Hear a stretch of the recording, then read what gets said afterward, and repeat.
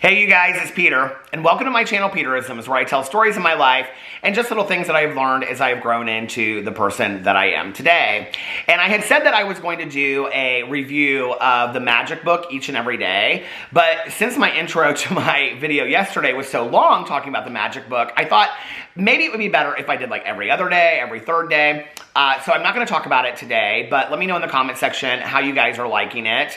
What did you pick for your rock or your stone? I looked in this special box that I keep like old, tickets, concert tickets, and just little things that mean a lot to me in my life. And I found this, it was so funny because I thought I had put my old rock that I used for this in there. I had like a very smooth little rock, and at one point I used a shell. I still have the shell next to my bed, but it's kind of a big shell.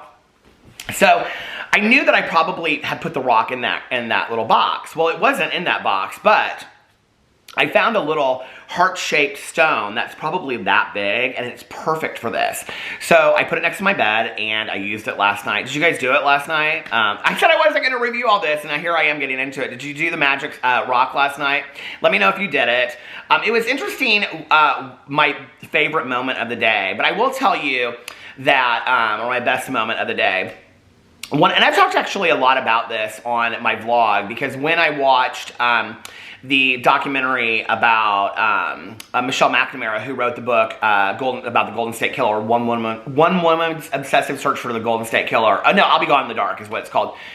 In the documentary, after she passes away, her daughter talks about how every night before they would go to bed, they would do their petal and is it the petal and thorn of the rose, where they would talk about the best parts of the day and the worst parts of the day. And I don't really like talking about the worst parts of the day. I mean, I don't know. As far as doing inventory, I think that's important, which I actually talked about inventory at length on my vlog that I posted today, if you want to know a lot about inventory. But, I don't know that I think it really does any good for me at the end of the day to sit there and talk about all the horrible things that went through my head. But to talk about all the good things, I think is really great, like I talked about yesterday on here. The thing that's interesting is that I find that my best moments throughout the day are rather simple. They're just the smallest moments, and mine yesterday was laughing with a friend, over something just totally silly. And that was my best moment of the day. And I started almost laughing, laying there in bed thinking about it, But it was just the smallest moments, from Alex and I laying in bed talking to the dogs to just all kinds of silly, just little small moments. They're not silly. Those are the moments that make life, right? So anyway, are you keeping up with it? Are you doing your gratitude list and all that stuff? You better be. You better be. Okay, let's get into today. Today is November 11th, Veterans Day. So if you are someone out there that is serving or served our country, thank you for your service, and thank you to your family, friends, and spouses for allowing you to serve and to be part of that. And I think it's important to acknowledge that, not just today, but each and every day. All right, my best friend Tanya, her son is a Marine. He's no longer I don't think he's active. I don't know how that works, but and he was stationed in Japan, and I know that at that time that was like one of the hardest things for her, not being able to actually like see him and hug him and everything like that, and the people that serve, I mean, that goes above and beyond, but their family and friends are highly impacted by that as well. So thank you so much for your service. I really, really appreciate it. All right, let's talk today. Let's read Melody Beattie. I'm really feeling, my battery died just as I started reading the Melody Beattie. Okay, are you feeling a little Melody Beattie today? I'm feeling a little Melody Beattie today. So let's get into, I think, Melody Beattie, Journey to the Heart. Let's read that one. Let's see what it says for November 11th in here. I love you, Melody Beattie. She has no idea who I am. Anyway, that makes it a little bit better, I think, that way, don't you? All right. Oh, it's very short. November 11th, you're not a victim anymore. Sometimes people have problems that make it extremely draining to be around them. Problems like alcoholism, other addictions, other issues. No matter where we go, who we are, how long we've been working on ourselves, a lot of people have these problems. That hasn't changed. What has changed is us. We've learned our lessons. We can't control the addictions, the problems of others. They may be the very problems they came here to solve. We've also learned well that we don't have to stand and absorb the energy from these problems, energy that isn't ours, that no longer holds lessons or payoffs. We no longer need the payoffs of the past, that we're victims and can't take care of ourselves. We're free to walk away with compassion and love, but most of all, we're free. This word victim is, excuse me, such an interesting word, you know? I think that any time, you know, many of us have said, I'm not a victim.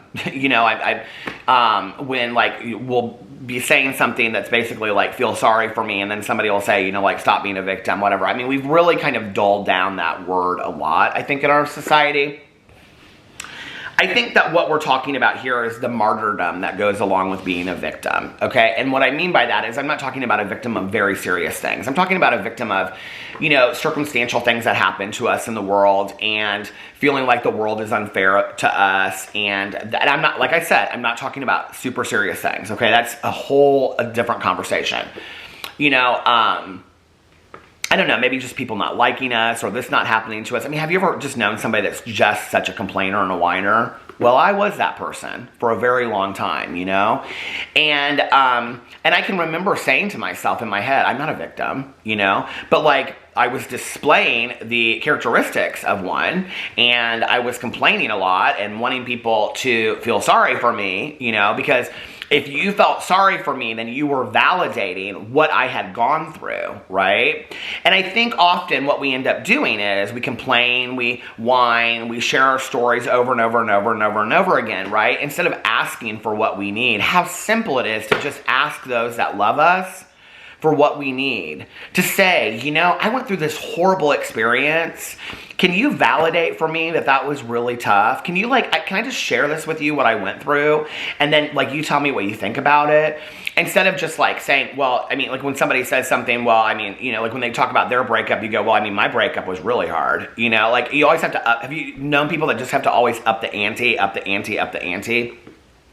Everybody's experiences are completely different. Everybody's, what they've gone through in their life is completely different, you know? So to, I think, honor the specific nature of each person's experience and journey means to listen when they're sharing about their journey with us, okay? And allowing them. So I think a lot of the work is not just in ourselves to not be a victim and realize, I'm free today, I don't have to be a victim from, you know, whatever. But it's also about listening to other people and allowing them to realize they don't have to victimize themselves. They don't have to feel like the whole world is out to get them, okay?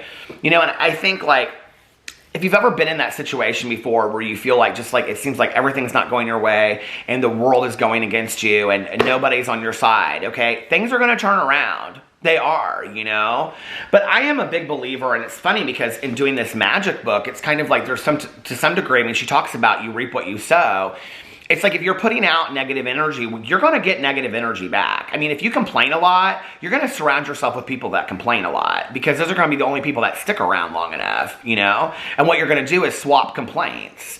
And then all you're doing when you're getting together is being negative and toxic and chaotic to one another. Who wants that? I don't. Like, that's not fun to me, right? And so when you're putting out positivity, I don't know that I don't know that I necessarily believe in this magical exchange of energy. But I do believe that when you are a positive person and you're a person that is peaceful and serene, you attract that because people see that in you. And those people that are positive and serene and peaceful and non-toxic and whatever, like, they are attracted to that positive energy and therefore they want to be around that. So like knows like. I mean, it's talking about this in the magic book, right? I mean, it's like the more grateful you are, the more you will receive, which I believe. Because I think it also is about your attitude of how you look at the world. And all of this we're talking about is perspective. So when you look at the world in a completely negative way, you're going to continue to see the world in a completely negative way. Everything, it's like it's like we say about this in recovery, it's like put on a new pair of glasses, you know? Stop looking at the way that you're looking at things. You're seeing things in a completely skewed way.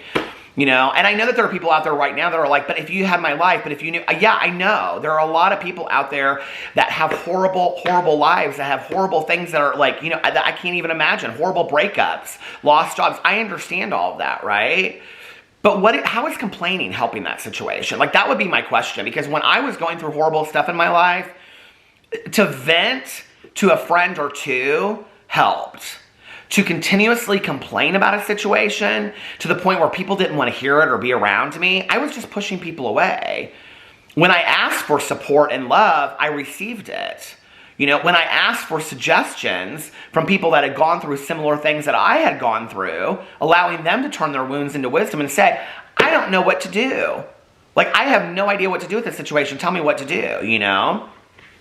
I remember years ago, like, I talk a lot about, like, you know, financial debt and how to work through that stuff on my vlog. I haven't talked about it in a while, but I did. But I can remember calling my cousin Caroline up, and she's very good with money, and, you know, and this has been something, like, she believes in the Dave Ramsey books, and I love those and stuff, and she really, like, turned me on to those, so to speak, you know, family friendly. But she did, the Dave Ramsey books, I love all that stuff, you know? Total Money Makeover and whatever. But I remember I was having this moment where I just was like, I had complained to everybody about, like, it was all fear-based complaints. And I think a lot of complaining is fear-based, you know? A lot of where we victimize ourselves is fear-based. And I was talking to her on the phone. I mean, I literally can see myself in the car, okay? And I was like, and she just was completely silent. And I remember, like, I stopped finally, and she goes, are you done? And I said, yeah. And she literally broke it down for me in like 10 seconds. Like, with one sentence that she said to me, she broke it down for me. And I was like, had I just asked her instead, like, what do you think that I should do? You know, instead of this. Like, my sponsor at the time said to me, he goes, I don't want to ever hear you complain about money again when you roll into a meeting with a Starbucks cup in your hand every single day. And I was like, he goes, you could be making coffee at home. And I was like, he's right, I could be making coffee at home.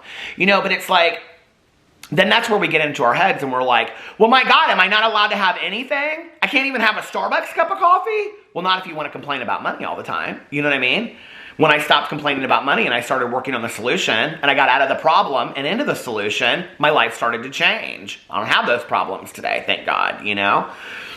But for the grace of God, I don't have a lot of problems in my life because I got out of the problem and I got into the solution.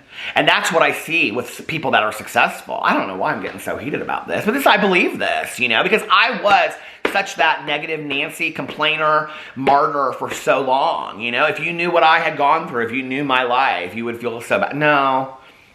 At every moment, no matter what you're going through, and I understand there are people out there that are going through some really horrific crap, and I'm sorry and I feel for you. But there are millions of people that are going through 10 times worse crap, 100 times worse crap. And I think for me, that's allowed me to stay grounded sometimes, you know. But sure, in the moment where I literally can't walk 2 steps, you know, like, I had a friend say to me one time, you know, like, I understand all this and blah, blah, blah, blah, whatever, and I appreciate the fact that, you know, like, I should be grateful for my life and that there are kids fighting for, she even said, she was like, and I understand that there are kids fighting for their lives every day, but today in my life, I'm miserable. And, you know, at that time that she said that to me, I was like, I totally get this. Like, I get it. Like, I relate to that, right?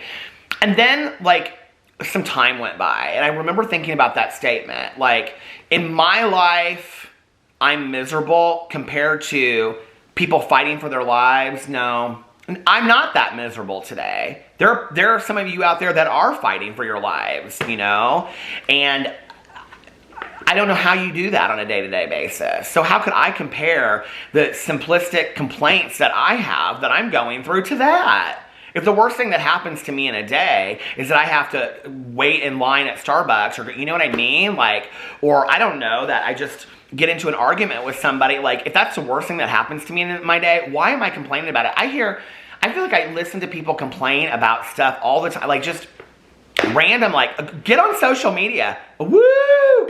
People want to complain on social media, don't they? They want their voice heard. They want to be heard on social media. Look at me and look at how bad my life is, okay? And look at me and look at what I'm going through. And you know what's amazing to me? Is that, and I was just talking about this with somebody the other day, is that my friend that passed away from breast cancer, I think I talked about it maybe on here. My friend that passed away from breast cancer almost exactly a year ago, you know? I know I was in Florida at the time. She didn't BS. I was talking about it in my vlog, I think. I mean, she didn't BS, right? Like, I'd say, like, hey, how are you doing? And she'd say, I mean, these medicines aren't working that the doctor's trying me on, and I'm real frustrated. And she's like, but, you know, like, what can I do? You know, like, and then she would say, but I'm doing this, and I'm doing that, and I just, you know, worked on my garden, and, oh, my backyard looks so, you know.